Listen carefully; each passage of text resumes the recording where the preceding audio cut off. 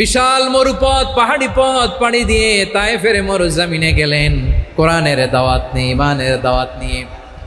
কিন্তু তায়েফের লোকেরা বিশ্বনবীর দাওয়াতকে শুধু প্রত্যাখ্যান করেই থামে নাই, তারা বিশ্বনবীর সাথে অত্যন্ত খারাপ আচরণ করেছে। বিশ্বনবীকে শারীরিকভাবে হেনস্থা করেছে, আমার নবীকে শারীরিকভাবে অত্যাচার করেছে, আমার পেয়ারা নবীর গায়ে পাথর মেরেছে, বিশ্বনবীর গা বেয়ে ঝরঝর করে রক্ত ঝরেছে, নবী জামিনের মধ্যে লুটিয়ে পড়েছেন, আবার মেরেছে, আবার নবী হাঁটতে শুরু করলেন, পেছন থেকে আবার মেরেছে, আবার নবী রক্তাক্ত হয়ে জামিনের মধ্যে লুটিয়ে পড়লেন, আবার মেরেছে। বিশ্বনবীর মতো এত সুশ্রী মানব, বিশ্বনবীর মতো এত শুভ্র মানব, বিশ্বনবীর মতো এমন চমৎকার দেহাবয়ব দিয়ে রব্বুল আলামিন কাউকে বানান নাই। এরকম চমৎকার মানুষটাকে তারা তায়েফের ওই জমিনে রক্তাক্ত করেছে। বিশ্বনবী দুনিয়ার কোনো স্বার্থের জন্য সেখানে যান নাই, নিজের কোনো লাভের জন্য, প্রাপ্তির জন্য যান নাই, তায়েফবাসীদের জাহান্নামের আগুন থেকে বাঁচাতে গিয়েছেন। ঠিক কিনা বলেন?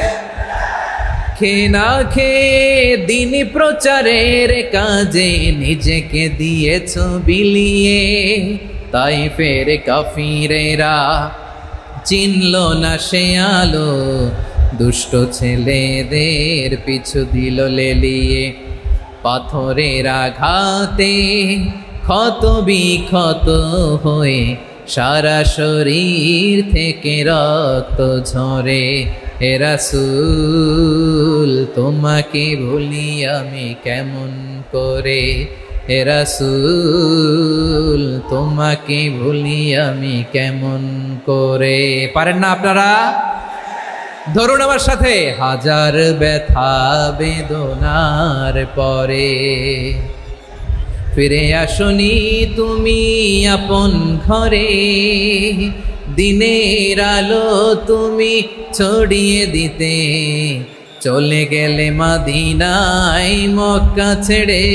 হে রাসূল তোমাকে ভুলি আমি কেমন করে, হে রাসূল তোমাকে ভুলি আমি কেমন করে। ঠিক কিনা বলে? প্রিয় ভাইরা, তায়েফের ছেলেরা নবীকে রক্তাক্ত করলো। আমার নবী কই যাবে? কই যাবে? মক্কায় জায়গা নাই, তায়েফে জায়গা নাই। তায়েফ থেকে ভারাক্রান্ত মন নিয়ে আমার নবী মক্কায় ফিরে আসলেন। বিশ্ব নবী মক্কায় ঢুকতে পারেন না। মক্কার মরুভূমির দিকে তাকিয়ে, উপত্যকার দিকে তাকিয়ে বিশ্বনবী ধা ধা করে কাঁদেন, ঝরঝর করে। নবীর চেহারা মোবারক থেকে চোখের পানিগুলো বেয়ে বেয়ে পড়ে। আমার জন্মস্থান, আমার শৈশব, কৈশোর, যৌবন কেটেছে এই মক্কায়, আমার এলাকায় আমি ঢুকতে পারি না। বিশ্বনবী মক্কার অনতি দূরে দাঁড়িয়ে জায়েদকে পাঠালেন, জায়েদ যাও দেখো কেউ আমাকে সাপোর্ট করার মতো আছে কিনা, যাও অমুকের কাছে যাও। জায়েদ গেলেন, তারাও প্রত্যাখ্যান করে ফিরিয়ে দেয়। বিশ্বনবী বললেন যাও অমুক লোকের কাছে যাও, তিনিও প্রত্যাখ্যান করে ফিরিয়ে দিলেন। কেউ বিশ্বনবীকে আশ্রয় দিতে রাজি হয় না। নিজ জন্মভূমিতে বিতাড়িত বিশ্বনবী, সর্বশেষ বিশ্বনবী বললেন যাও মুতঈম ইবনে আদির ঘরে যাও। মুতঈম ইবনে আদি মুশরিক, তার কাছে যাও। গেলেন, মুতঈম ইবনে আদি রাজি হয়ে গেল। সুবহানাল্লাহ বলেন। দেখেন, অনেক বিপদের সময়ও আমি নিজে সাক্ষী, সামাজিকভাবে, রাজনৈতিকভাবে কত ঝঞ্ঝা, কত ষড়যন্ত্র, কত কনস্পাইরেসি পাড়ি দিয়ে আমাদেরকে সামনে এগিয়ে যেতে হয়। এই শত্রুদের ভেতরেও একজনকে দাঁড় করিয়ে দেয় যে আল্লাহর কোরআনের জন্য রেডি হয়ে যায়। পড়েন সুবহানাল্লাহ। মুতঈম ইবনে আদি, আল্লাহ তার মনকে নরম করে দিলেন। মুতঈম বলে, মুহাম্মদ আমি তোমাকে আশ্রয় দিব। তার দুই ছেলেকে পাঠালেন, যাও খোলা তলোয়ার নিয়ে, স্কট দিয়ে, গার্ড অফ অনার দিয়ে মোহাম্মদকে মক্কায় ঢুকাও, আর বলো আমি আমান দেব। আমান কি দিব? আমান মানে সিকিউরিটি, নিরাপত্তা। সিকিউরিটি ছাড়া, আমান দেওয়া ছাড়া কেউ থাকতে পারতো না মক্কায়। দুই ছেলে বিষ্ণু ইসা ইসলামকে নিয়ে আসলো। নবী কাবার চারদিকে তাওয়াফ করলেন, নামাজ পড়লেন। আবু জাহেল, উতবা, শাইবা, ওয়ালিদ ইবনে মুগীরা সবাই দেখে, কেউ কিছু করতে পারে না। কারণ মুতঈম ইবনে আদি ঘোষণা দিয়েছেন আমি মুহাম্মদকে আমান দিয়েছি, মুহাম্মদের গায়ে যেন কেউ স্পর্শ না করে। আওয়াজ করে পড়েন সুবহানাল্লাহ। নবীর এই বিপদকালে মুহূর্তে মুতঈমের হৃদয়টারে নরম করে দিল কে? আচ্ছা, লালমনিরহাটের ভাইয়েরা বলেন, এই মুতঈম কি মুসলিম ছিল না মুশরিক? সবাই বলতে হবে মুসলিম না মুশরিক। তাহলে মুশরিকের কাছ থেকে নবী পলিটিক্যাল অ্যাসাইলাম, আধুনিক রাষ্ট্রবিজ্ঞানের ভাষায় পলিটিক্যাল অ্যাসাইলাম, যেটাকে বলে রাজনৈতিক আশ্রয়, ওনার আমান বা নিরাপত্তার এই ঘোষণায় তিনি মক্কায় ঢুকলেন। যতদিন নিরাপত্তা ছিলেন। মোতিম যখন মারা গেল, বিষ্ণু ইসলাম হিজরত করে মদিনায় চলে গেলেন, সুবহানাল্লাহ। কিন্তু মোতিম যে বিশ্বনবীর উপকার করছে এটা বিশ্বনবী ভুলে নাই। আমাদের অনেকে আছে উপকার করার পরে আর খেয়াল থাকে না, খাওয়ার পরে গলা দিয়ে নামলে আর খেয়াল থাকে না, এরকম আছে না নাই? আমার নবী ভুলে নাই। বদরের প্রান্তরে 70 জন কাফেরকে যখন বন্দি করে বিশ্বনবীর সামনে হাঁটু গেড়ে দাঁড় করানো হলো, বসানো হলো, 70 জন কাফের। কয়জন? বিশ্বনবী তাদের দিকে তাকিয়ে বললেন, সহিহ বুখারীর বর্ণনা, লাউ কানাল মুতঈম ইবনে আদি হাইয়ান সুম্মা কাল্লামানি হাউলাই নাতনা লা তারাকতুহুম লাহু।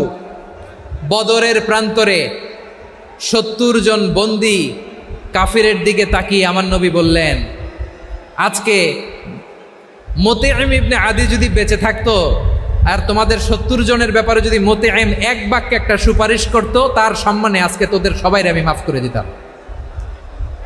সুবহানাল্লাহ নাই? ওই যে চিল্লাচিল্লি যে কথা বোঝে নাই, কোন জিনিস মিস করছে ওরা নিজেরাও বোঝে নাই। বিশ্বনবী মুতঈমের এই সাহায্যের কথা বলে নাই। 70 জন মুশরিক হাঁটু গেড়ে বসা, নবী চাইলে এখনই এক্সিকিউশন অর্ডার দিতে পারে।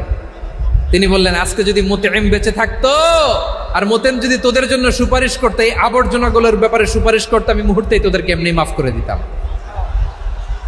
ইসলাম আমাদেরকে শিখায়, সূরাতুল আনআমের 108 নম্বর আয়াত থেকে আমরা বুঝলাম, কোনো ধর্মকে ছোট করা যাবে না। অন্য ধর্মকে ছোট করা মানে ইসলামকে ছোট করা।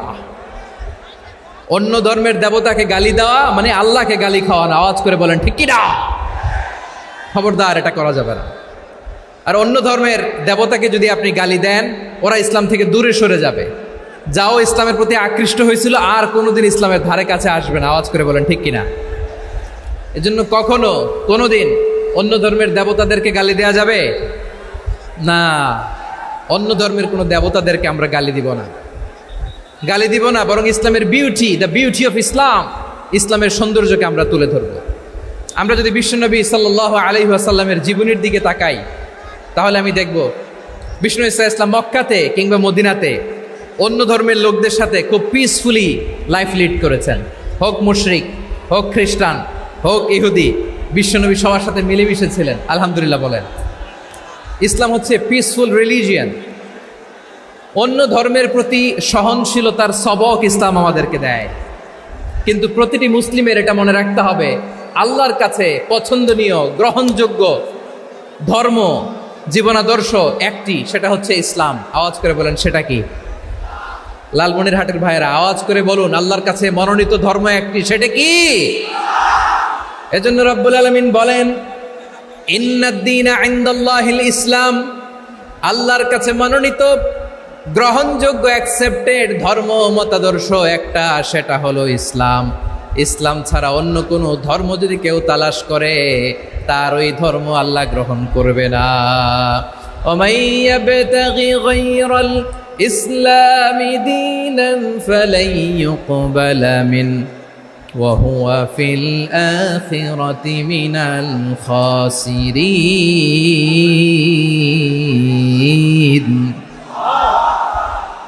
Whoever seek anything except Islam, that won't be accepted from him, and he will be loser in the day of judgment. কিয়ামতের দিন ইসলাম ছাড়া কেউ যদি অন্য কোনো ধর্ম তালাশ করেছে দুনিয়াতে, তার এই মতাদর্শ গ্রহণ করা হবে না।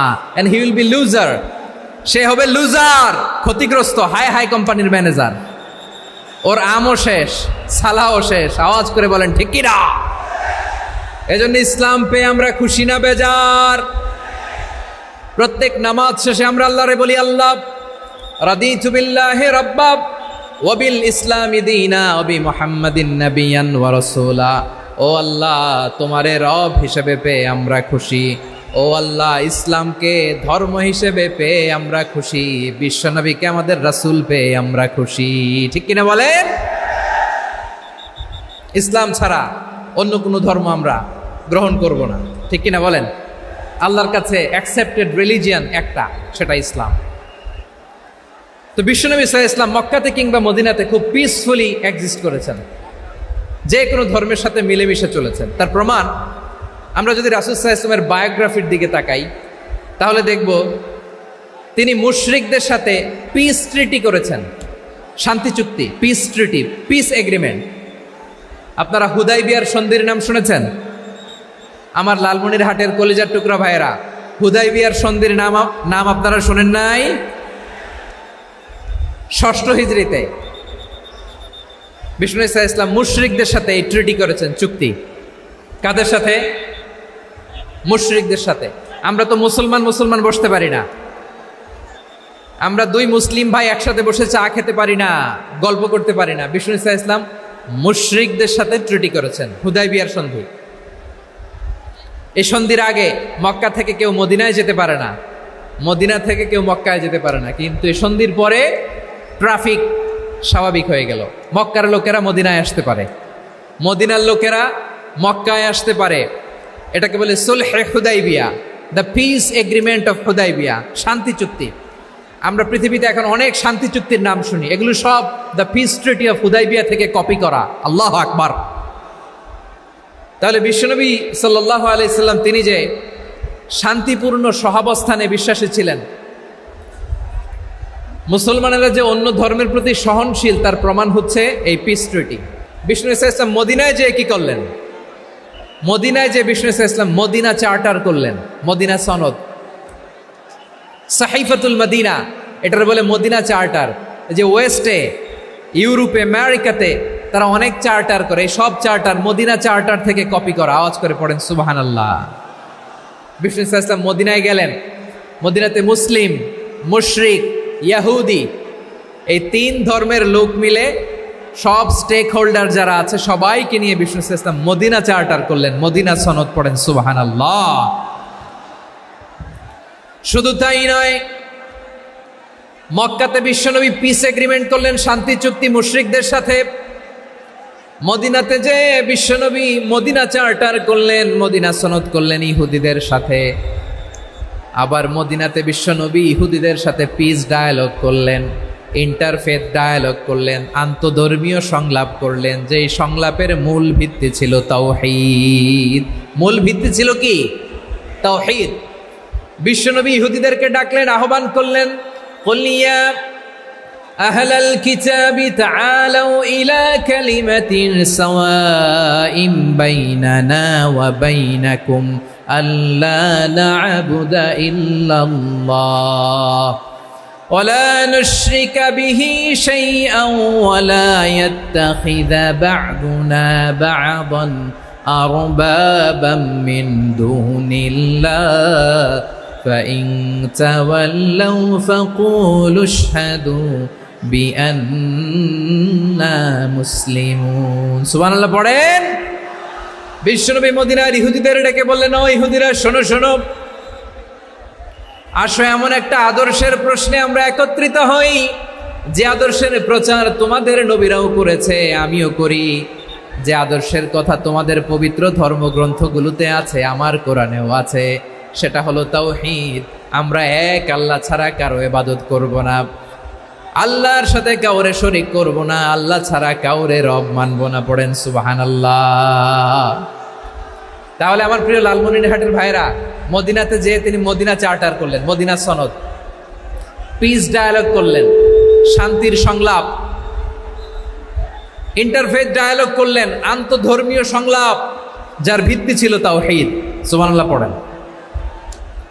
তাহলে অন্য ধর্মের প্রতি সব সময় ইসলাম সহনশীল, টলারেন্স। যদি আপনি দেখতে চান ইসলামের নবী বিশ্ব নবীর দিকে তাকান, ঠিক কিনা বলেন? আমরা তো সংখ্যালঘুদের রাইটস প্রোটেক্ট করার জন্য কত আইন বানাই, কত বৈঠক করি, কত সংবাদ সম্মেলন করি।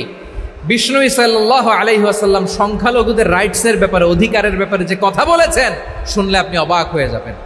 বিশ্বনবী বলেন, আলা মান যালামা মুআহাদান আও ইনতাকাসাহু আও কাল্লাফাহু ফাওকা তাআতিহি আও কাল্লাফাহু ফাওকা তাকাতিহি আও আখাযা মিনহু শাইআন বিগাইরি তিবি নাফসিন ওয়া আনা হাজিজুহু ইয়াউমাল কিয়ামা। খবরদার, জেনে রাখো, কেউ যদি কোনো সংখ্যালঘুর উপরে অত্যাচার করে, কোনো সংখ্যালঘুর প্রাপ্য থেকে যদি কেউ কাউকে ঠকায়, সংখ্যালঘুর উপর যদি কেউ কষ্ট দেয়, কোনো সংখ্যালঘুর সম্পদ যদি কেউ জোর করে কেড়ে নেয়, আমি কিয়ামতের দিন বিশ্বনবী ওই সংখ্যালঘুর পক্ষে আর ওই মুসলমানদের বিপক্ষে বাদী হয়ে দাঁড়াবো। সুবহানাল্লাহ বলতে পারলেন না?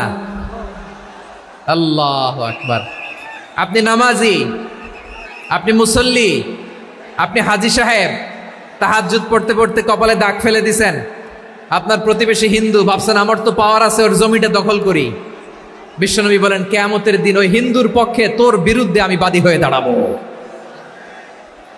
পৃথিবীর কোন ধর্মে এরকম স্টেটমেন্ট পাবেন? পাবেন? আপনি ভাবছেন আপনি নামাজ পড়লে হাজী সাহেব কপালে দাগ ফেলায় দিলে আপনি সেলসেলায় জান্নাতে চলে যাবেন না? খবরদার। বিশ্বনবী বলেন কোন সংখ্যালঘুর উপর যদি কেউ আক্রমণ করে, তার প্রাপ্য তাকে না দিয়ে যদি তাকে ঠকায়, তার উপর জুলুম করে, তার সম্পদ যদি কেড়ে নেয়, আমি নবী, তুমি মুসলিম হইতে পারো, মুসল্লি হইতে পারো, তার পক্ষে তোমার বিপক্ষে আল্লাহর দরবারে বাদী হয়ে দাঁড়াবো। আচ্ছা লালমনিরহাটের ভাইরা, কথা বুঝতে পারলে আওয়াজ করে উত্তর দেন। বিশ্বনবী যদি কারো বিপক্ষে দাঁড়ায় কিয়ামতের দিন, আই রিপিট, আমি আবারও বলছি, বিশ্বনবী যদি কিয়ামতের দিন কারো বিপক্ষে দাঁড়ায়, ও তো সেলসেলায়া জান্নাতি, তাই না? জান্নাতি না? যে নবীর সুপারিশ ছাড়া জান্নাতের গেটও দেখা যাবে না, ওই নবী যদি বলে তোর বিপক্ষে আমি বাদী হয়ে দাঁড়াবো, ওই জান্নাতে আর ঢোকার কোনো সুযোগ আমাদের থাকবে? এখানেই শেষ না আমার প্রিয় লালমনিরহাটের ভাইয়েরা, এখানেই শেষ নয়। বিশ্বনবী বলেন মান কাতালা মুআহাদান, বুখারীর বর্ণনা, মান কাতালা মুআহাদান লাম ইয়ারাহ রাইহাতাল জান্নাহ। কেউ যদি, কোনো মুসলিম যদি অন্যায়ভাবে কোনো সংখ্যালঘুকে হত্যা করে, কোনো হিন্দুকে হত্যা করে, কোনো বৌদ্ধরে হত্যা করে, অন্যায়ভাবে কোনো মুসলিম যদি কোনো সংখ্যালঘুরে হত্যা করে, জান্নাতে যাওয়া তো দূরের কথা, ওই মুসলিম জান্নাতের ঘ্রাণও পাবে না। সেই বুখারীর বর্ণনা, মান কাতালা মুআহাদান লাম ইয়ারাহ রাইহাতাল জান্নাহ ওয়া ইন্না রিহাহা লা ইউজাদু মিন মাসিরাতি 40 আমা। যে জান্নাতের ঘ্রাণ 40 বছর দূরের রাস্তা থেকেই পাওয়া যায়। সুবহানাল্লাহ পড়েন। প্রিয় ভাইরা, এখান থেকে জান্নাতে পৌঁছতে লাগবে 40 বছর। এত দূর, কত বছর? সবাই বলেন কত বছর? এখান থেকে জান্নাতে পৌঁছতে লাগবে 40 বছর। এত দূরে থাকতেই জান্নাতের ঘ্রাণ আপনার নাকে এসে ধাক্কা মারবে। বিশ্বনবী বলেন যে ব্যক্তি কোনো সংখ্যালঘুকে হত্যা করে, জান্নাতের ঘ্রাণ তো পাবেই, জান্নাতে তো ঢুকতে পারবেই না, জান্নাতের ঘ্রাণও তার নাকে লাগবে না। পড়েন নাউযুবিল্লাহ। তাহলে সংখ্যালঘুদের ব্যাপারে ইসলামে অধিকার দেয়া আছে না নাই?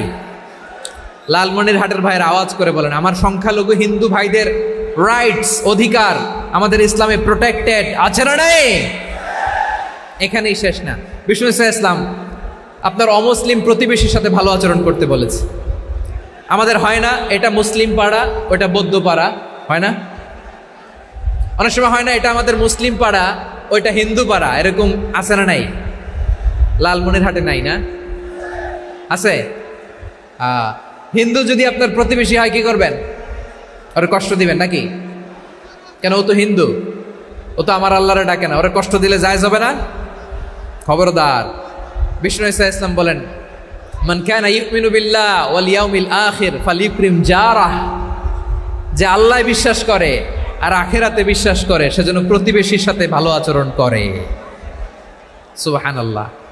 কলিজা জুড়ায় যায় না আমার নবীর কথাগুলো শুনলে?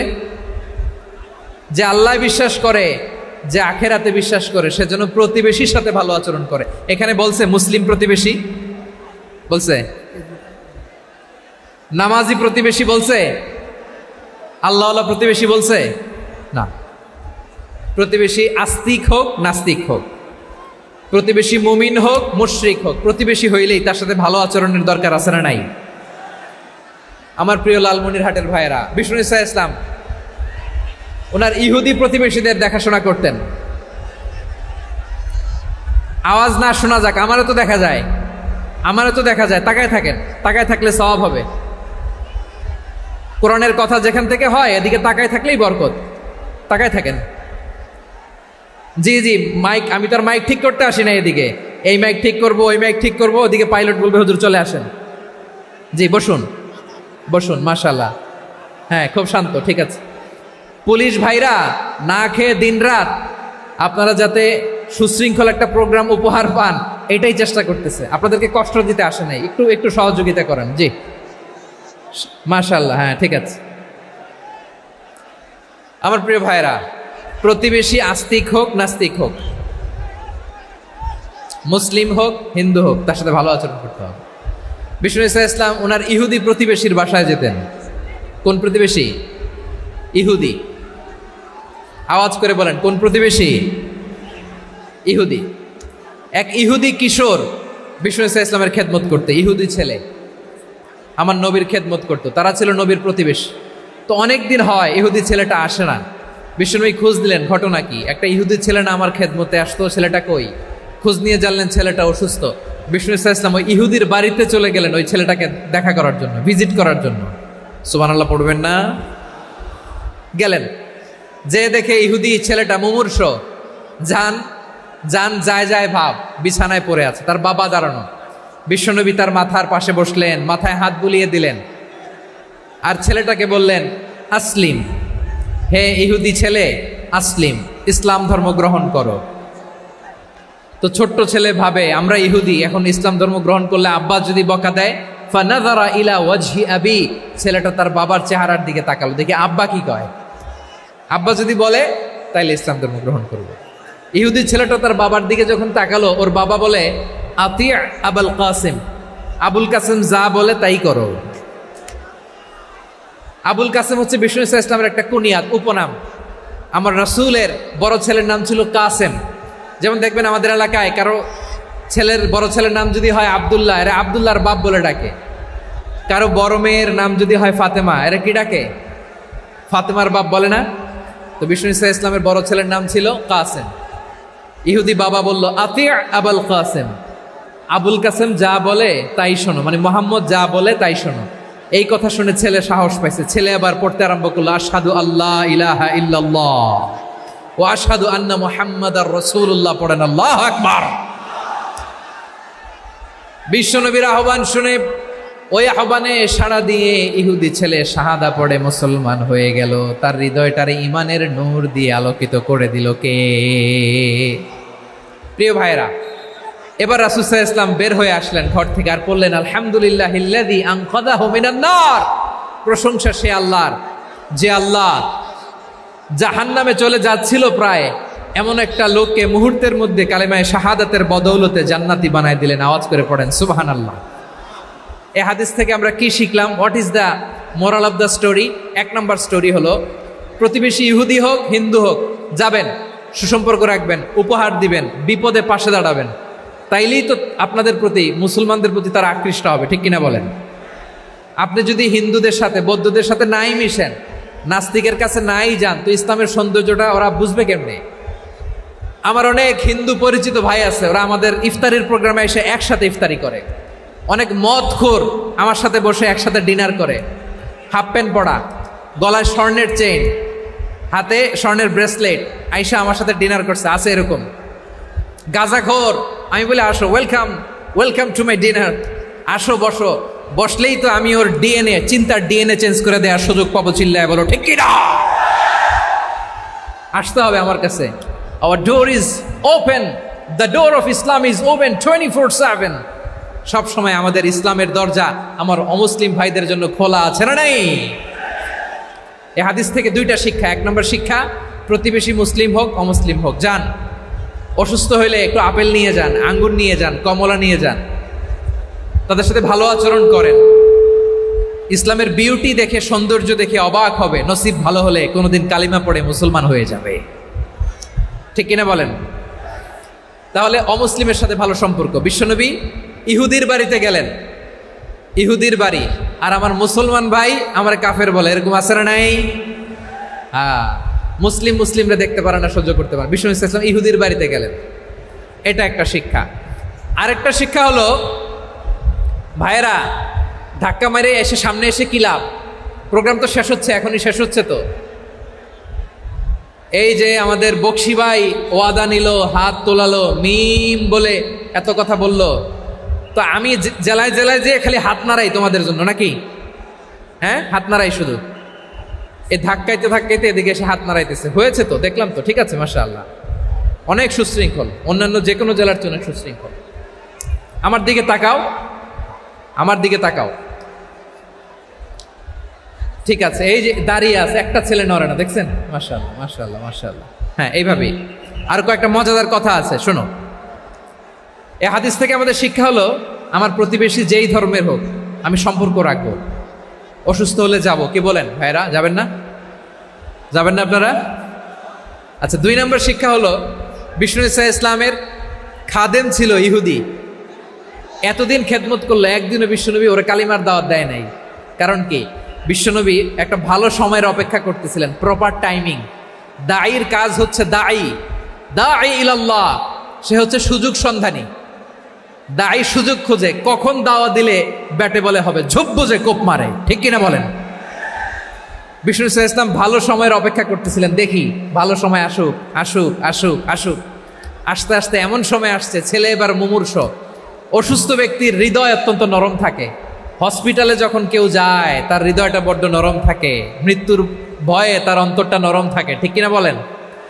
এই প্রপার টাইমিং এর অপেক্ষা করতেছিলেন। যখনই টাইমিং পেয়েছেন, দাওয়াত দিলেন, পড়ো লা ইলাহা ইল্লাল্লাহ, সুবহানাল্লাহ পড়েন সবাই। তাহলে ইসলাম অমুসলিম প্রতিবেশীর সাথে ভালো আচরণ করতে বলে। ইসলাম অমুসলিম মাতা পিতার সাথেও ভালো আচরণ করতে বলে। মাতা পিতা যদি অমুসলিম হয়, তারা ফেলে দিতে পারবেন? পারবেন? আমার লালমনিরহাটের ভাইয়েরা, অনেক হিন্দু ছেলে আমাদের হাতে শাহাদা পড়ে মুসলিম হয়, কিন্তু ওর মা মুসলমান হয় নাই, বাবাও হয় নাই, এরকম আছে না নাই? তো ও হয়েছে মুসলিম, মা বাপ হিন্দু, এখন মা বাপ কি বাদ? হ্যাঁ, মা বাপ বাদ দেয়া যাবে? যেই মা আপনারে 9 মাস 8 মাস পেটে ধারণ করলো, আপনার মায়ের নার ছেঁড়া ধন, আপনি ওই মারে বাদ দিতে পারবেন? যে মায়ের বুকের তাজা দুধ খেয়ে আপনি আজকে বাড়ন্ত তাজা তরতাজা, ওই মারে বাদ দেয়া যাবে? মায়ের এক ধারে দুধের দাম, কাটিয়া গায়ের চাম, পাপোশ বানাইলে ঋণের শোধ হবে না, এমন দরদি ভাবে কেউ হবে না আমার মাহা গো। মায়ের এক ধারে দুধের দাম, কাটিয়া গায়ের চাম, পাপোশ বানাইলে ঋণের শোধ হবে না, এমন দরদি ভাবে কেউ হবে না আমার মাহা গো, ঠিক কিনা? মাকে তো বাদ দেয়া যায় না। وَقَضَى رَبُّكَ أَلَّا تَعْبُدُوا إِلَّا إِيَّاهُ وَبِالْوَالِدَيْنِ إِحْسَانًا। আল্লাহ বলে, অবধারিত 2টা ভার্ডিক্ট তোমাদের জন্য, এক আল্লাহর ইবাদত করবা আর মা বাবার প্রতি ইহসান করবা। আদেশটা কার? মা বাবার প্রতি ইহসান করতে হবে। আমার মা হিন্দু হোক, ভালো আচরণ করতে হবে, বৌদ্ধ হোক, ভালো আচরণ করতে হবে। আমার যে সমস্ত হিন্দু ভাইয়েরা মুসলিম হয়েছ, তোমাদের মা বাবা এখনো মুসলমান হয় নাই, তাদের সাথে ভালো আচরণ করতে হবে। আপনাদের খেদমত নিজে করতে হবে, অথবা খেদমতের ব্যবস্থা করাই দিতে হবে। মান্থলি যে খরচ লাগে এটা দিতে হবে। আরে তুমি এখন মুসলিম, তোমার মা বাবা হিন্দু, এখনই তো সুযোগ ইসলামের সৌন্দর্য দেখানো। এখন মা বাবা যদি দেখে, আরে এটা হিন্দু থাকতে তো বদমাইশ ছিল, বেয়াদব ছিল, কি এমন ধর্ম সে গ্রহণ করলো যেটা গ্রহণের সাথে সাথে সে পাল্টে গেল? কি এমন ধর্ম সে গ্রহণ করেছে যেটা তার জীবনকে আলোকিত করে দিয়েছে? নসিব ভালো হইলে তারাও কালিমা পড়ে মুসলমান হয়ে যাবে। বিষ্ণু ইসা ইসলামের স্ত্রীর নাম ছিল আয়েশা রাদিয়াল্লাহু তাআলা আনহা, আবু বকর রাদিয়াল্লাহু তাআলা আনহুর মেয়ে। আবু বকর রাদিয়াল্লাহু তাআলা আনহুর আরেক মেয়ের নাম হচ্ছে আসমা। কি নাম? দুজনই আবু বকর রাদিয়াল্লাহু তাআলা আনহুর মেয়ে, আসমা আর আয়েশা। নাম দুইটা কেমন লাগে? আসমা নামটা কেমন লাগে? আয়েশা নামটা কেমন লাগে? সবার ভালো লাগে নাই? নাম দুটো আপনাদের ভালো লাগে? লালমনিরহাটে অনাগত যদি কন্যা সন্তান হয়, যদি মনে চায় আসমা রেখে দিতে পারবেন। যদি মনে চায় আয়েশা রেখে দিয়েন। দেশে বিদেশে এয়ারপোর্টে রাস্তাঘাটে শুধু বলে হুজুর একটা নাম দেন, আমার ছেলের একটা নাম দেন, মেয়ের একটা নাম দেন। তো আমার মনে আছে যশোরের আদ্দিনের মাহফিলে আমি একটা দুইটা নাম দিয়েছিলাম। আজকে লালমনিরহাটের এই প্রোগ্রামে কন্যা সন্তান যদি হয় দুটা নাম দিলাম, আসমা কিংবা আয়েশা। ইনশাআল্লাহ পড়েন। দুজন বোন, এক মায়ের না, বাবা এক মা দুজন। আয়েশা রাদিয়াল্লাহু তাআলা আনহার মায়ের নাম উম্মে রুমান, আর আসমা রাদিয়াল্লাহু তাআলা আনহার মায়ের নাম কুতাইলা বিনতে আব্দুল উজ্জা। আবু বকর রাদিয়াল্লাহু তাআলা আনহু 4টা বিয়ে করেছিলেন। তো একই ঘটনা ঘটেছে এই ফ্যামিলিতে। আসমা ইসলাম ধর্ম গ্রহণ করে মুসলিমা, কিন্তু তার মা কুতাইলা মুশরিকা। আই রিপিট, বোঝার জন্য আমি আবারও বলি, আসমা রাদিয়াল্লাহু তাআলা আনহা মুসলিমা, আর আসমার মা কুতাইলা, আওয়াজ করে বুঝে থাকলে বলেন, আসমার মা মুশরিকা। তার মানে মেয়ে মুসলিম, মা অমুসলিম, ভেজাল আছে না নাই? কিন্তু কুতাইলা আর ধৈর্য ধারণ করতে পারে না। নার ছেড়া ধন, কলিজার টুকরা ধন, কলিজার টুকরা সন্তান আসমারে দেখতে বড্ড মন চায়। সাইয়েদনা আসমা রাদিয়াল্লাহু তাআলা আনহা মক্কা থেকে হিজরত করে মদিনায় চলে গেলেন হুদাইবিয়ার পর। যখন মক্কা মদিনার ট্রাফিক স্বাভাবিক হলো, মক্কার লোক মদিনায় যায়, মদিনার লোক মক্কায় আসে। কুতাইলা কলিজার টুকরা সন্তান আসমারে দেখার জন্য কিছু উপহার নিয়ে বিশাল মরুপথ পাড়ি দিয়ে মক্কা থেকে মদিনায় যায়। সুবহানাল্লাহ বলেন। এখন মা আসছে মেয়ের সাথে দেখা করতে, মেয়ে তো আর দেখা দেয় না।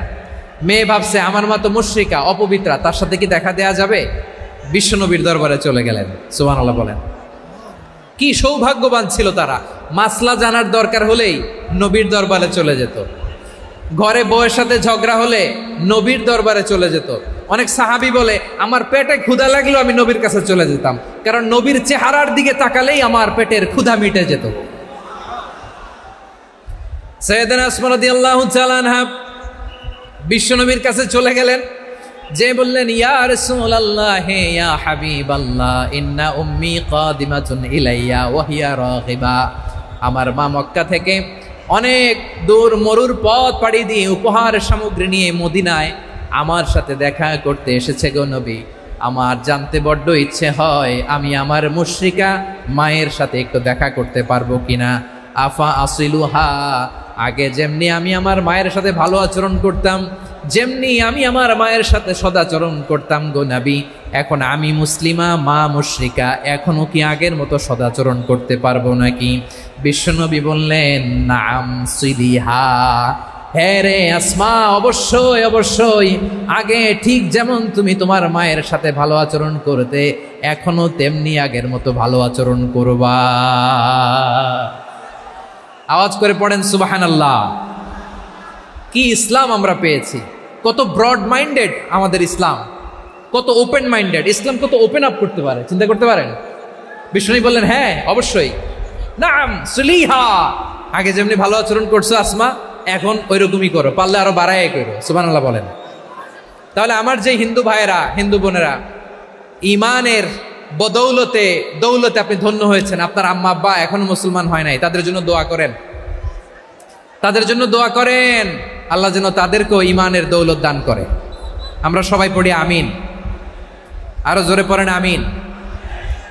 এখন বলেন ইসলাম কি ন্যারো মাইন্ডেড রিলিজিয়ান না ব্রড মাইন্ডেড? লালমনিরহাটের যুবক ভাইরা আওয়াজ করো, ইসলাম কি ন্যারো মাইন্ডেড না ব্রড মাইন্ডেড? কতটা ব্রড মাইন্ডেড দেখেন। বিশ্বনবী সাল্লাল্লাহু আলাইহি সাল্লাম অমুসলিমরা যদি নবীকে উপহার দিত ওই উপহারও বিশ্বনবী গ্রহণ করতেন। সুবহানাল্লাহ পড়েন।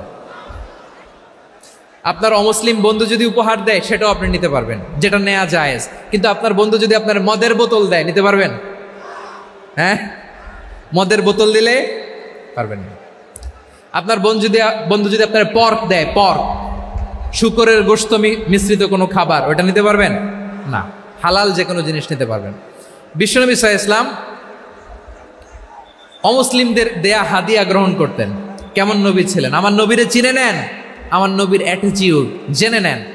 বিশ্বনবী সাল্লাল্লাহু আলাইহি ওয়াসাল্লাম যখন কোনো জনপদে যেতেন 3টা অপশন নিয়ে যেতেন। প্রিয় ভাইয়ের আওয়াজ করে বলতে হবে, কোনো জনপদে গেলে আমার নবীর অপশন থাকতো কয়টা? আমার মতো 3 আঙ্গুল উঁচু করে দেখান আর বলুন, আমার নবী কোনো জনপদে গেলে কয়টা অপশন নিয়ে যেতেন? 1 নম্বর অপশন আসলিম তাসলাম। নতুন এলাকায় গেলে বলতেন আসলিম তাসলাম, ইসলাম ধর্ম গ্রহণ করো, শান্তিতে থাকবা, আমার ভাই হয়ে যাবো, আমরা ভাই ভাই। ইসলাম মানো, আমরা ভাই ভাই। অপশন নাম্বার কত? 1। যদি বলে না ইসলাম মানবো না, ওকে, অপশন নাম্বার 2, মুসলিম হওয়ার দরকার নাই, লা ইকরাহা ফিদ্দিন, ইসলামে কোনো বাড়াবাড়ি নাই। খ্রিস্টান আছো থাকো, বৌদ্ধ আছো থাকো, ইহুদি থাকতে চাও থাকো, কিন্তু আমরা যেহেতু রিজিওনাল সুপার পাওয়ার, আমাদের আন্ডারে থাকো, ট্যাক্স দিয়া থাকো, এটার বলে জিজিয়া। আলেম যারা আছেন বুঝবেন এটার আরবিতে কি বলে, জিজিয়া। You pay us the tax, we will give you the security. তোমরা ট্যাক্স দিবা, আমরা সিকিউরিটি দিব। ইসলাম, ইসলাম মানো, শান্তিতে থাকবা, ভাই ভাই, আমরা ভাই ভাই।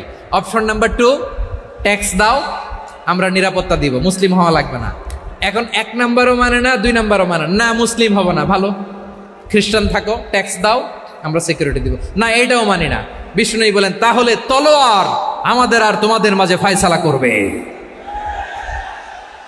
মুসলিমও হবা না, ট্যাক্স দিবা, নিরাপত্তা দিব, আমরা সুপার পাওয়ার, আমাদের আন্ডারে থাকবে, এইটাও না। তাহলে তোমাদেরকে তো আমরা বিশ্বাস করতে পারি না, কখন না কখন বিশ্বাসঘাতকতা করো, কার সাথে মিলে হাত মিলাও, তলোয়ার আমাদের মাঝে ফায়সালা করবে। তখন তিনি জেহাদের সশস্ত্র সংগ্রামের ঘোষণা দিতেন। সুবহানাল্লাহ পড়েন।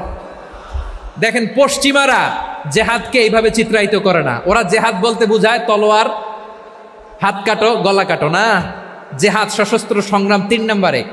অধিকাংশ ক্ষেত্রেই বিশ্বনবীর সুন্দর আচরণ দেখে, আরে আমার নবীর যে নুরানি চেহারা, অনেকে তো কেবল সিরেফ চেহারাটা দেখেই কালিমা পড়ে মুসলমান হয়ে গিয়েছে।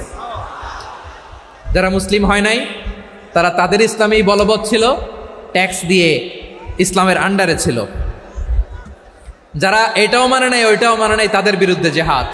বিষ্ণু ইসলাম 7ম হিজরিতে যখন খায়বার বিজয়ের পরে ইসলাম রিজিওনাল সুপার পাওয়ার হিসেবে আত্মপ্রকাশ করলো, বিশ্বনবী চিঠি লিখলেন অন্যান্য সুপার পাওয়ারের কাছে, রাষ্ট্রীয় চিঠি লেখে এক রাষ্ট্রপ্রধান আরেক রাষ্ট্রপ্রধানের কাছে, ঠিক কিনা বলেন? জানেন না আপনারা? এই যে 24-এর ছাত্র নাগরিক অভ্যুত্থানে, এই অভ্যুত্থান যখন শুরু হয়, আমি তখন সাউথ আফ্রিকাতে, একটা স্ট্যাটাস দিয়েছিলাম, কোটা নয় গোটা দেশ সংস্কার করা লাগবে। শুধু বাংলাদেশ নয়, সারা বিশ্বের বাংলা ভাষাভাষী লোকেরা এই আন্দোলনের সাথে সমর্থন তারা করেছে, এটাকে সাপোর্ট করেছে, তারা সমর্থন দিয়েছে। আমাদের ইউনাইটেড আরব আমিরাতের বাংলাদেশি ভাইয়েরা, তারা সেখানে রাস্তায় নেমে এসেছিল, জানেন? ওইখানে ডেমনস্ট্রেশন করা যায় না, সেখানকার সরকার তাদেরকে যাবজ্জীবন দিয়েছিল। তখন আমাদের এই যে প্রধান উপদেষ্টা ডক্টর মোহাম্মদ ইউনূস সরাসরি G2G বলে, এটারে G2G, government to government, G2G, উনি চিঠি লিখলেন যে তাদেরকে, ইউর হাইনেস, হে সম্মানিত আমির, আপনি আমার এই চিঠির কারণে আমার সম্মানে এই 53 জন বাংলাদেশিকে মাফ করে দেন। এই চিঠির বদৌলতে বেকসুর খালাস পেয়ে গিয়েছিল আমাদের ভাইরা। জানেন না এই ঘটনা আপনারা? তাহলে গভর্নমেন্ট টু গভর্নমেন্ট চিঠি দেওয়া হয়। 7ম হিজরিতে বিষ্ণু ইসলাম সব সুপার পাওয়ারের কাছে চিঠি দিলেন, রোমান সম্রাটের কাছে, পারস্য অধিপতির কাছে, মিশরের অধিপতির কাছে, সবার কাছে চিঠি লিখলেন। চিঠির ভাষা ছিল এরকম, মিন মুহাম্মাদিন রাসূলিল্লাহ ইলা মুকাওকিস আযীমিল কিবত, মুহাম্মদ রাসূলুল্লাহর পক্ষ থেকে মিশরের বাদশার কাছে, আসলিম তাসলাম, ইসলাম মানো, শান্তিতে থাকবা, সালামুন আলা মান ইত্তাবা আল হুদা, শান্তি তার জন্য যে হেদায়েতের অনুসরণ করে। সুবহানাল্লাহ পড়েন। তো এই চিঠি অনেকে ভালোভাবে রিসিভ করেছে, অনেকে এই চিঠি পাওয়ার পরে নবীর কাছে আবার ইন রিটার্ন উপহার পাঠিয়েছে। কি পাঠিয়েছে? উপহার। মিশরের বাদশাহ মুকাওকিস, তিনি বিশ্বনবীকে বিশাল এক উপহারের ডালি পাঠিয়েছেন। মিশরের বাদশাহ মুকাওকিস ছিলেন ধর্মে খ্রিস্টান। লালমনিরহাটের ভাইয়েরা আওয়াজ করে বলেন, মিশরের বাদশাহ ধর্মে কি ছিল? খ্রিস্টান। কি উপহার দিয়েছিল আমার নবীকে? শুনতে মনে চায়? আওয়াজ নাই লালমনিরহাটের গলায়, শুনতে মনে চায়?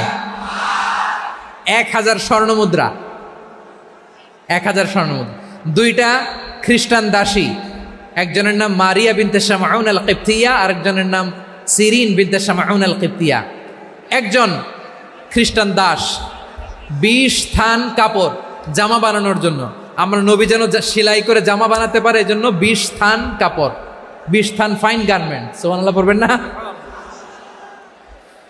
এরপরে একটা গাধা যেটার নাম ছিল উফাইর, আর একটা খচ্চর, এটার নাম ছিল দুলদুল। খচ্চর চিনেন? গাধা আর ঘোড়ার ক্রসিং এ যে প্রাণীটা দুনিয়াতে আসে এটার খচ্চর বলে। তো এই যে সুপার পাওয়ার, খ্রিস্টান বাদশার কাছে নবী চিঠি লিখলেন, ওই খ্রিস্টান বাদশাহ আমার নবীকে উপহার দিল, বিশ্বনবী এই উপহারগুলো সানন্দে গ্রহণ করেছে। সুবহানাল্লাহ পড়বেন না? তাহলে অমুসলিম কেউ যদি আপনাকে উপহার দেয়, হালাল উপহার হলে আপনি গ্রহণ করতে পারবেন। অনুরূপভাবে পারস্যের বাদশাহ, রোম সম্রাট বিশ্বনবীকে উপহার পাঠিয়েছেন, আমার নবী সবগুলো উপহার গিফট গ্রহণ করেছেন। সুবহানাল্লাহ বলেন। তাহলে প্রিয় লালমনিরহাট, আওয়াজ করে বলুন, ইসলাম কি ন্যারো মাইন্ডেড রিলিজিয়ন না ব্রড মাইন্ডেড? আম্মাজান আয়েশার কাছে মাসালা জানতে চায় মেয়েরা, হে আম্মাজান, অগ্নি উপাসকেরা তাদের ঈদের দিন নওরোজের সময় আমাদেরকে পাখি দেয়, নেওয়া যাবে? উনি বললেন, ওরা জবাই করে দিলে নেওয়া যাবে না, কিন্তু ওরা যদি ফলমূল এরকম খাবার দেয় এগুলো নেওয়া যাবে। তার মানে অমুসলিমদের দেয়া উপহার এটা গ্রহণ করা যায়। সুবহানাল্লাহ বলেন। শুধু তাই নয়, বিষ্ণু ঈসা ইসলাম অমুসলিমদের সাথে আর্থিক লেনদেনও করেছেন, ফিনান্সিয়াল ডিলিং করেছেন। অমুসলিমদের সাথে প্রয়োজনে আপনি ফিনান্সিয়াল ডিলিং করতে পারবেন। আমরা প্রায় দেখি বাজারের মিষ্টির দোকানগুলো আমার হিন্দু ভাইদের। লালমনিরহাটে মিষ্টির দোকান, দইয়ের দোকান কারা চালায়? হিন্দুরা চালায় না? তারপরে যে বারবার শপ, চুল কাটে যে নাপিত, অধিকাংশ নাপিতের দোকানে কারা? আমার হিন্দু ভাইরা।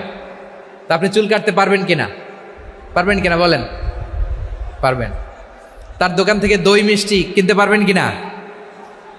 হ্যাঁ, আমার মুসলিম ভাইয়ের দোকান থাকলে ওইটারে আমি বেশি প্রায়োরিটি দিব, ঠিক কিনা?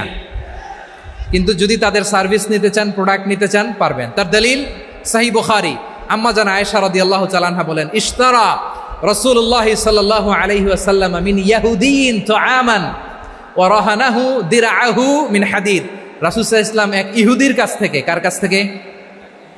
সবাই বলে নাই কার কাছ থেকে? আমার নবী, পেয়ারা নবী এক ইহুদির কাছ থেকে জব কিনেছিল, জব, বার্লি, যেটা দিয়ে রুটি বানায়। ওই জবের দাম দেওয়ার টাকা পয়সা নবীর কাছে ছিল না, ফলে নবী ওনার একটা পোশাককে মর্গেজ রেখেছিলেন, মর্গেজ, বন্ধক, যে এখন এটার দাম দিতে পারবো না, কয়েক কেজি বার্লি নিয়ে যাই আর বন্ধক হিসেবে আমার জামাটা রেখে গেলাম, যেই দিন দাম দিব ওই দিন জামাটা ছুটায় নিয়ে যাব। সুবহানাল্লাহ পড়বেন না? বাকিতে নিছিলেন, বাকিতে। দিরআহু মিন হাদিদ, লোহার তৈরি বর্ম, মানে যুদ্ধের পোশাক, লোহা দিয়ে বানানো। বিশ্বনবী বললেন, কয়েক কেজি জব দাও, টাকাটা পরে দিব, এখন টাকা নাই, বন্ধক হিসেবে, মর্গেজ হিসেবে আমার জামা রেখে গেলাম, যখন টাকা দিব জামা ছুটায় নিব। আওয়াজ করে বলতে হবে সুবহানাল্লাহ। এ থেকে বোঝা গেল অমুসলিমদের সাথে ফিনান্সিয়াল ডিলিং করা যায়, অর্থনৈতিক লেনদেন করা যায়, কেনাবেচা করা যায়, প্রোডাক্ট কেনা যায়। এমনকি আমাদের মসজিদে নববীতে বারান্দায় আপনার একটা অটোমেটিক ফ্লাইং আমব্রেলা দেখছেন? সূর্য যখন বাড়ে মসজিদে নববীর বারান্দায় ইয়ার্ডের মধ্যে অটোমেটিক্যালি কিছু আমব্রেলা আছে, সাঁ করে খুলে যায়, আর সূর্যের তাপ লাগে না। আবার সন্ধ্যাবেলায় এই আমব্রেলাগুলো ওরা ক্লোজ করে ফেলে, দেখেন নাই না? দেখছেন? এই মসজিদে নববীকে সর্বোচ্চ উন্নত মানের কনস্ট্রাকশন ইনফ্রাস্ট্রাকচারে ডেভেলপ করার জন্য কর্তৃপক্ষ কিছু অমুসলিম ইঞ্জিনিয়ারের, ডিজাইনারের সহায়তা নিয়েছিল। সুবহানাল্লাহ বলেন। কোন দলিলের ভিত্তিতে? এই দলিলের ভিত্তিতে যে বিষ্ণু ঈসা ইসলাম অমুসলিমদের সাথেও লেনদেন করেছেন। আওয়াজ করে বলতে হবে আল্লাহু আকবার। শুধু তাই নয়, ইন কেস অফ ইমার্জেন্সি, প্রয়োজনে ইসলামের খাতিরে, ইসলামকে সামনের দিকে এগিয়ে নিয়ে যাওয়ার জন্য অমুসলিমদের সাপোর্ট নেওয়া জায়েজ আছে। সুবহানাল্লাহ বলেন। অমুসলিমদের সাপোর্ট নেয়া, তাদের থেকে অর্থ নেয়া, পলিটিক্যাল সাপোর্ট, পলিটিক্যাল অ্যাসাইলাম নেওয়া জায়েজ আছে। আমাদের অনেক বিশ্ববরেণ্য দায়ীরা আমেরিকায় অস্থায়ীভাবে অ্যাসাইলাম নিয়ে থাকে, নিজের দেশে গেলে ফাঁসিতে ঝুলাই দিবে। যুগ যুগ ধরে দায়ীদের উপরে এরকম অত্যাচার আর নির্যাতন আছে না নাই? মিশরের অনেক দায়ীরা পাশ্চাত্যে যেয়ে থাকে, এই যে তারা পলিটিক্যাল অ্যাসাইলাম নিয়ে থাকে, রাজনৈতিক আশ্রয়, এটা জায়েজ আছে না? এটা যে জায়েজ আছে তার প্রমাণ স্বয়ং বিশ্বনবী সাল্লাল্লাহু আলাইহি ওয়াসাল্লাম পলিটিক্যাল সাপোর্ট নিয়েছিলেন অমুসলিমদের কাছ থেকে। সুবহানাল্লাহ বলেন। খুব মজাদার একটা ঘটনা, শুনবেন? আপনাদের আগ্রহ দেখে তো মনে হয় না শোনার ইচ্ছা আছে। আছে আছে, গলায় জোর আছে। লিল্লাহি তাকবীর, লিল্লাহি তাকবীর, নারে তাকবীর। মাশাআল্লাহ। আমার ভাইরা, বিশ্বনবীর বয়স তখন প্রায় 51 বছর। কত বছর? বিশ্বনবীর সবচেয়ে কাছের মানুষ খাদিজা রাদিয়াল্লাহু তাআলা আনহা ইন্তেকাল করেছেন। বিশ্বনবী বড্ড কষ্ট পেলেন, হৃদয়টা ভেঙে খান খান। যিনি ঘরের ভেতরে বিশ্বনবীকে সান্ত্বনা দিতেন, ভালোবাসা দিতেন, বাইরে গেলে কুরাইশরা বকাঝকা করে, অত্যাচার করে, কিন্তু আম্মাজান খাদিজা রাদিয়াল্লাহু তাআলা আনহা ঘরটারে এমন শান্তির নীর বানায় রেখেছেন, এই ঘরের ভিতরে ঢুকলে বিশ্বনবীর কলিজাটা ঠান্ডা হয়ে যেত। এজন্য রব্বুল আলামিন বলেন, খাদিজা, ও আমার বান্দি খাদিজা, জান্নাতে এমন স্পেশাল একটা ঘর আমি তোমার জন্য রেডি করে রেখেছি। ওই ঘরের মধ্যে কোনো আওয়াজ নাই, ওই ঘরের মধ্যে কোনো নয়েজ নাই, ওই ঘরে কোনো বিশৃঙ্খলা নাই। কারণ মক্কার জমিনে আমার নবী কুরাইশদের বিশৃঙ্খলা, নয়েজ আর ঝামেলাগুলোকে উপেক্ষা করে যখন তোমার ঘরের ভিতরে ঢুকতো, ঘরটারে তুমি শান্তির নীর, ঠান্ডা, নীরব, নিস্তব্ধ, নিঝুম আর শান্তির নীর বানিয়ে রেখেছ। এজন্য জান্নাতে স্পেশাল একটা শান্তির নীর আমি তোমারে উপহার দেব। ওই প্রিয়তমা স্ত্রী খাদিজা ইন্তেকাল করলেন, বিশ্বনবীর হৃদয় ভেঙে খান খান। আবার ওনার চাচা আবু তালেব ইন্তেকাল করলেন, যিনি পলিটিক্যাল শেল্টার দিতেন নবীকে। কে দিতেন? আবু তালেবের ভয়ে, বিশ্বনবীর এই চাচার ভয়ে কোনো মুশরিক নবীর গায়ে হাত দেওয়ার সাহস পায় নাই। এখন স্ত্রীও নাই, চাচাও নাই, নবীকে আশ্রয় দেওয়ার কেউ নাই, নবীর চারদিকে অন্ধকার। নবী এখন কই যাবেন? আমার পেয়ারা নবী নতুন স্টেশন খুঁজতেছেন, নতুন দাওয়াতি প্ল্যাটফর্ম খুঁজতেছেন। তিনি যায়েদ বিন হারেসা রাদিয়াল্লাহু তাআলা আনহুকে নিয়ে মক্কার পাশের একটা নেইবরিং সিটি তায়েফে চলে গেলেন। কোথায় চলে গেলেন? লালমনিরহাটের ভাইয়ের আওয়াজ করে বলেন, কোথায় গেলেন? তায়েফে চলে গেলেন দিনের দাওয়াত দেওয়ার জন্য। কি দেওয়ার জন্য? নাকি জমি কিনতে গেছিলেন? জমি কিনতে, দুনিয়ার যশ খ্যাতির জন্য, নিজের কোনো লাভের জন্য? তায়েফবাসীদেরকে জাহান্নামের আগুন থেকে বাঁচানোর জন্য। আওয়াজ করে বলতে হবে, ঠিক কিনা? বিশ্বনবী বিশাল মরুপথ, পাহাড়ি পথ পাড়ি দিয়ে তায়েফের মরুজমিনে গেলেন কোরআনের দাওয়াত নিয়ে, ইমানের দাওয়াত নিয়ে। কিন্তু তায়েফের লোকেরা বিশ্বনবীর দাওয়াতকে শুধু প্রত্যাখ্যান করেই থামে নাই, তারা বিশ্বনবীর সাথে অত্যন্ত খারাপ আচরণ করেছে। বিশ্বনবীকে শারীরিকভাবে হেনস্থা করেছে, আমার নবীকে শারীরিকভাবে অত্যাচার করেছে, আমার পেয়ারা নবীর গায়ে পাথর মেরেছে, বিশ্বনবীর গা বেয়ে ঝরঝর করে রক্ত ঝরেছে, নবী জামিনের মধ্যে লুটিয়ে পড়েছেন, আবার মেরেছে, আবার নবী হাঁটতে শুরু করলেন, পেছন থেকে আবার মেরেছে, আবার নবী রক্তাক্ত হয়ে জামিনের মধ্যে লুটিয়ে পড়লেন, আবার মেরেছে। বিশ্বনবীর মতো এত সুশ্রী মানব, বিশ্বনবীর মতো এত শুভ্র মানব, বিশ্বনবীর মতো এমন চমৎকার দেহাবয়ব দিয়ে রব্বুল আলামিন কাউকে বানান নাই। এরকম চমৎকার মানুষটাকে তারা তায়েফের ওই জমিনে রক্তাক্ত করেছে। বিশ্বনবী দুনিয়ার কোনো স্বার্থের জন্য সেখানে যান নাই, নিজের কোনো লাভের জন্য, প্রাপ্তির জন্য যান নাই, তায়েফবাসীদের জাহান্নামের আগুন থেকে বাঁচাতে গিয়েছেন। ঠিক কিনা বলেন? খেয়ে না খেয়ে দিন প্রচারের কাজে নিজেকে দিয়েছ বিলিয়ে, তায়েফের কাফিরেরা চিনল না সে আলো, দুষ্ট ছেলেদের পিছু দিল লেলিয়ে, পাথরের আঘাতে ক্ষত বিক্ষত হয়ে সারা শরীর থেকে রক্ত ঝরে। হে রাসূল তোমাকে ভুলি আমি কেমন করে, হে রাসূল তোমাকে ভুলি আমি কেমন করে। পারেন না আপনারা? ধরুন আমার সাথে, হাজার ব্যথা বেদনার পরে ফিরে আসনি তুমি আপন ঘরে, দিনের আলো তুমি ছড়িয়ে দিতে, চলে গেলে মদিনায় মক্কা ছেড়ে। হে রাসূল তোমাকে ভুলি আমি কেমন করে, হে রাসূল তোমাকে ভুলি আমি কেমন করে। ঠিক কিনা বলেন? প্রিয় ভাইরা, তাইফের ছেলেরা নবীকে রক্তাক্ত করলো। আমার নবী কই যাবে? কই যাবে? মক্কায় জায়গা নাই, তায়েফে জায়গা নাই। তায়েফ থেকে ভারাক্রান্ত মন নিয়ে আমার নবী মক্কায় ফিরে আসলেন। বিশ্ব নবী মক্কায় ঢুকতে পারেন না। মক্কার মরুভূমির দিকে তাকিয়ে, উপত্যকার দিকে তাকিয়ে বিশ্বনবী ধা ধা করে কাঁদেন, ঝরঝর করে। নবীর চেহারা মোবারক থেকে চোখের পানিগুলো বেয়ে বেয়ে পড়ে। আমার জন্মস্থান, আমার শৈশব, কৈশোর, যৌবন কেটেছে এই মক্কায়, আমার এলাকায় আমি ঢুকতে পারি না। বিশ্বনবী মক্কার অনতি দূরে দাঁড়িয়ে জায়েদকে পাঠালেন, জায়েদ যাও দেখো কেউ আমাকে সাপোর্ট করার মতো আছে কিনা, যাও অমুকের কাছে যাও। জায়েদ গেলেন, তারাও প্রত্যাখ্যান করে ফিরিয়ে দেয়। বিশ্বনবী বললেন যাও অমুক লোকের কাছে যাও, তিনিও প্রত্যাখ্যান করে ফিরিয়ে দিলেন। কেউ বিশ্বনবীকে আশ্রয় দিতে রাজি হয় না। নিজ জন্মভূমিতে বিতাড়িত বিশ্বনবী, সর্বশেষ বিশ্বনবী বললেন যাও মুতঈম ইবনে আদির ঘরে যাও।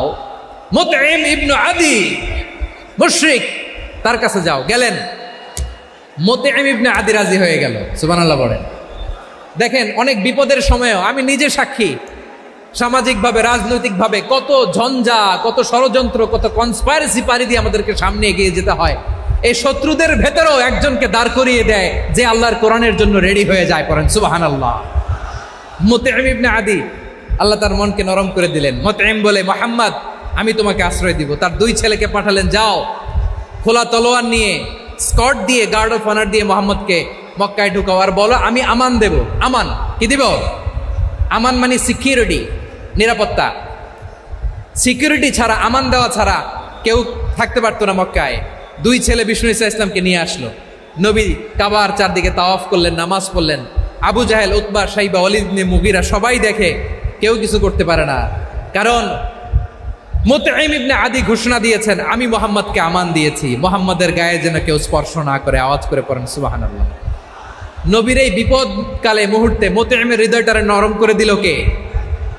আচ্ছা, লালমনিরহাটের ভাইয়েরা বলেন, এই মুতঈম কি মুসলিম ছিল না মুশরিক? সবাই বলতে হবে মুসলিম না মুশরিক? তাহলে মুশরিকের কাছ থেকে নবী পলিটিক্যাল অ্যাসাইলাম, আধুনিক রাষ্ট্রবিজ্ঞানের ভাষায় পলিটিক্যাল অ্যাসাইলাম, যেটাকে বলে রাজনৈতিক আশ্রয়, ওনার আমান বা নিরাপত্তার এই ঘোষণায় তিনি মক্কায় ঢুকলেন। যতদিন নিরাপত্তা ছিল ছিলেন। মুতঈম যখন মারা গেল, বিষ্ণু ইসলাম হিজরত করে মদিনায় চলে গেলেন। সুবহানাল্লাহ। কিন্তু মুতঈম যে বিশ্বনবীর উপকার করছে এটা বিশ্বনবী ভুলে নাই। আমাদের অনেকে আছে উপকার করার পরে আর খেয়াল থাকে না, খাওয়ার পরে গলা দিয়ে নামলে আর খেয়াল থাকে না। এরকম আছে না নাই? আমার নবী ভুলে নাই। বদরের প্রান্তরে 70 জন কাফেরকে যখন বন্দি করে বিশ্বনবীর সামনে হাঁটু গেড়ে দাঁড় করানো হলো, বসানো হলো, 70 জন কাফের। কয়জন?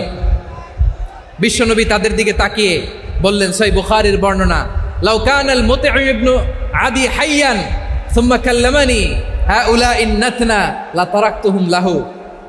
বদরের প্রান্তরে 70 জন বন্দী কাফিরের দিকে তাকিয়ে আমার নবী বললেন, আজকে মুতঈম ইবনে আদি যদি বেঁচে থাকতো আর তোমাদের 70 জনের ব্যাপারে যদি মুতঈম এক বাক্যে একটা সুপারিশ করতো, তার সম্মানে আজকে তোদের সবাইকে আমি মাফ করে দিতাম।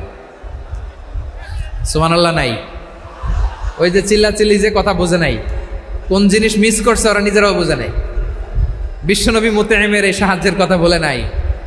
70 জন মুশরিক হাঁটু গেড়ে বসা, নবী চাইলে এখনই এক্সিকিউশন অর্ডার দিতে পারে।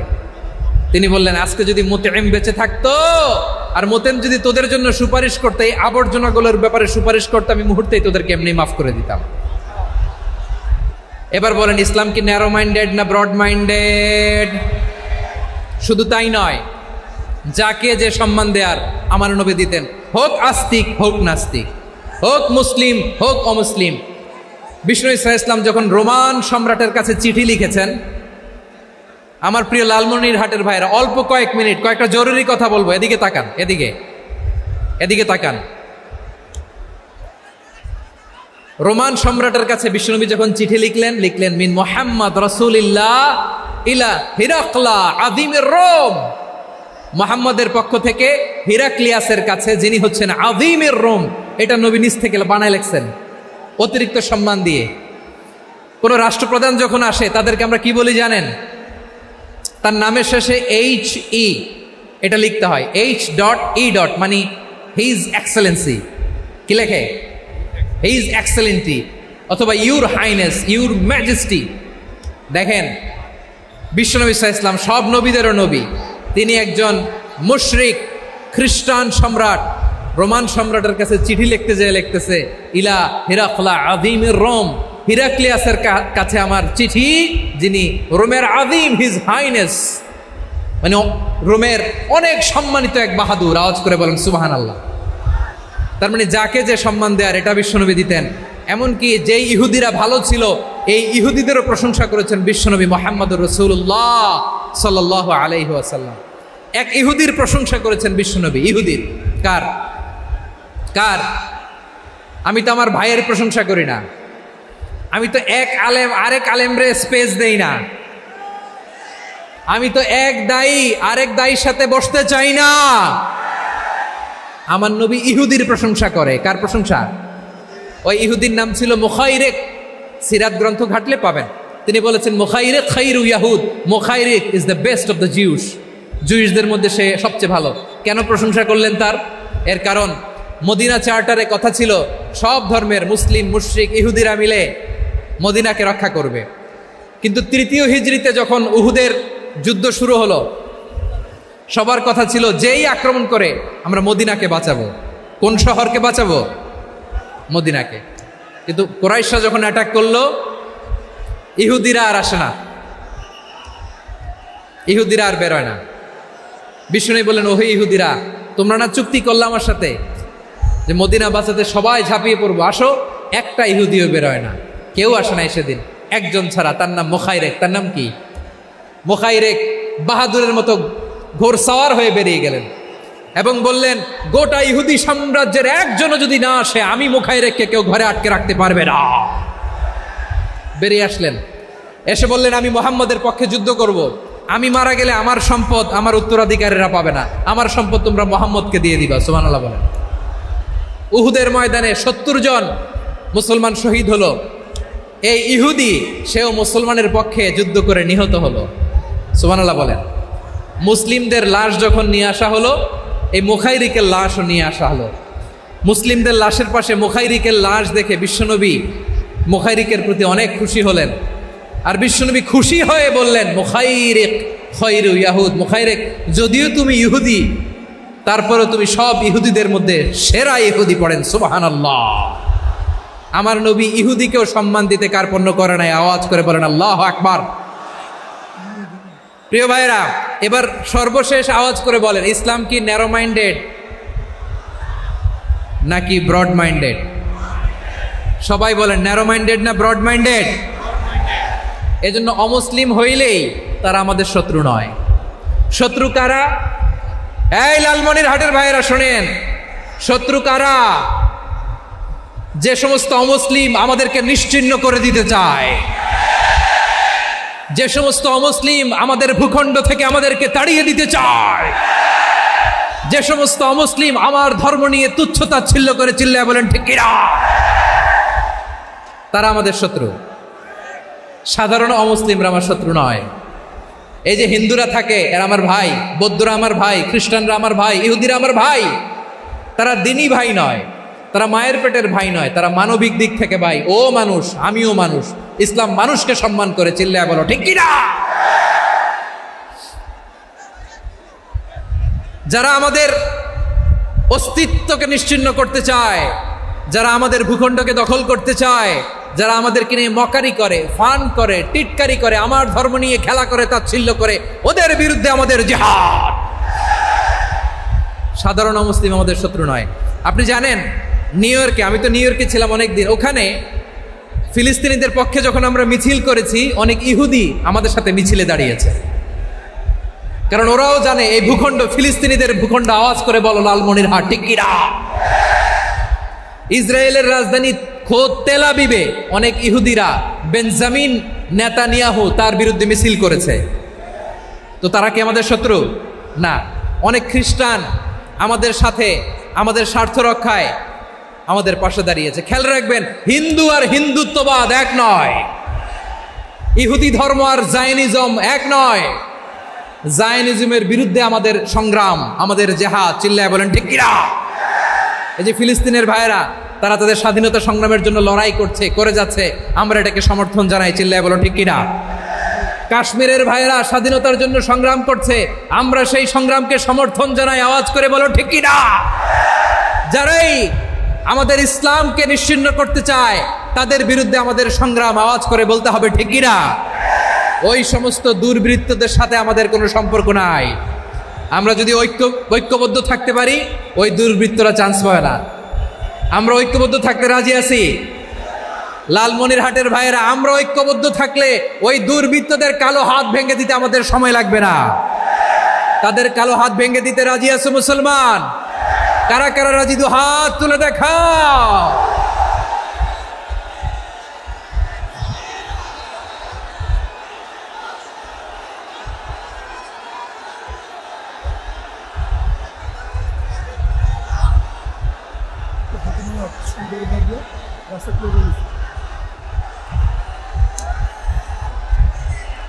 আমার প্রাণ প্রিয় লালমনিরহাটের ভাইয়েরা, শত্রু কাফের আর অশত্রু কাফেরের মধ্যে পার্থক্য আছে না নাই? আবু তালেবও মুশরিক, আবু জাহেলও মুশরিক, কিন্তু দুই মুশরিকে পার্থক্য আছে না নাই? আবু তালেব নবীর চাচা, মুশরিক, মারা গিয়েছে মুশরিক অবস্থায়, কিন্তু আজীবন আমার নবীকে আগলে রেখেছে, আমার নবীকে সাপোর্ট করেছে, ভালোবেসেছে। আবু জাহেলও মুশরিক, মারা গিয়েছেও মুশরিক হিসেবে, আজীবন আমার নবীর বিরুদ্ধাচরণ করেছে। আবু জাহেলের শক্তি, সামর্থ্য, স্ট্র্যাটেজি, প্ল্যান সব আমার নবীর বিরুদ্ধে ছিল। এই আবু জাহেলের কারণে একটা দিন শান্তিতে আমার নবী মক্কায় ঘুমাতে পারে নাই, চিল্লায় বলেন ঠিক কিনা? এজন্য রব্বুল আলামিন বলেন, লা ইয়ানহাকুমুল্লাহু আনিল্লাযীনা লাম ইউকাতিলুকুম ফিদ-দীনি ওয়া লাম ইখরিজুকুম মিন দিয়ারিকুম আন তাবাররুহুম ওয়া তুকসিতু ইলাইহিম ইন্নাল্লাহা ইউহিব্বুল মুকসিতিন। আল্লাহ বলে, গোলামেরা শোনো শোনো, যে সমস্ত অমুসলিম তোমাদের সাথে ধর্মযুদ্ধে লিপ্ত হয় না, তোমাদের বিরুদ্ধে যে সমস্ত অমুসলিম অস্ত্র ধরে না, যে সমস্ত অমুসলিম তোমাদেরকে তোমাদের জন্মস্থান থেকে, ভূখণ্ড থেকে তাড়িয়ে দেয় না, তাদের সাথে ভালো আচরণ করতে আমি আল্লাহ নিষেধ করি নাই। তাদের সাথে সদাচরণে কোনো নিষেধাজ্ঞা নাই, বরং তাদের সাথে সদাচরণ করো, এটাই আমি আল্লাহ চাই। তাহলে আমার যে অমুসলিমরা আমাদের সাথে শত্রুতা করে না, তুচ্ছতাচ্ছিল্য করে না, আমাদের ভূমি থেকে আমাদেরকে উচ্ছেদ করতে চায় না, আমাদের বিরুদ্ধে অস্ত্র ধরে না, ওই অমুসলিম ভাইদের সাথে আমাদের কোনো দ্বন্দ্ব আছে? কোনো বিরোধ আছে? বরং আছে ভালোবাসা। বরং আছে কি? এই ভালোবাসা দিয়ে আমরা বিশ্ব জয় করব। রাজি আছো মুসলমান? আমাদের পুঁজি ভালোবাসা। আমাদের পুঁজি কি?